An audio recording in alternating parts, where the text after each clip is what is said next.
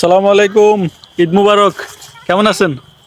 ঠিক এভাবেই আপনারা সালাম দিয়ে ঈদ মুবারক বলে অনেক সময় হাত বের করে ফেলেন, কিন্তু যার সামনে হাত বের করেন সে হয়তো দেখা গেছে হাত বের করতে চাচ্ছে না। সে আপনার সাথে হ্যান্ডশেক করতে আনইজি ফিল করতেছে।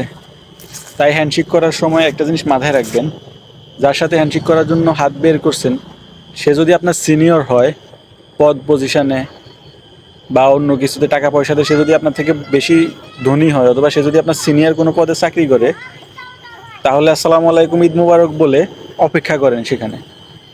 সে যদি আগে হাতটা বের করে দেয়, তারপর আপনি হাতটা বের করে হ্যান্ডশেক করেন। এছাড়া আপনি হাতটা আগে বের করে দিলে আপনি সেখানে লজ্জিত হবেন। আর সিনিয়র যারা আছেন তাদেরকেও বলবো, জুনিয়র হয়েছে তো কি হয়েছে ভাই, জুনিয়রের হাতের সাথে কি হাত মেলানো যায় না? কেউ আপনাকে সালাম দিলে, ঈদ মুবারক বললে বা অন্য কোনো সময় কাছে আসলে আপনি নিজে থেকে আগে হাতটা বাড়িয়ে তার সাথে হ্যান্ডশেক করার চেষ্টা করেন। এগুলোর ন্যূনতম কমন সেন্স আমাদের। সবাই ভালো থাকবেন। আসসালামু আলাইকুম।